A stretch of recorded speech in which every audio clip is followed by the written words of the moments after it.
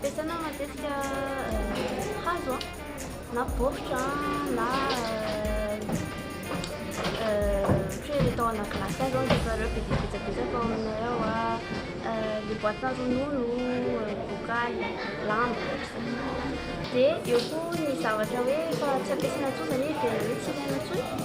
fa afaka hanamboarana haingon-trano mahafinaritra isan-karazany.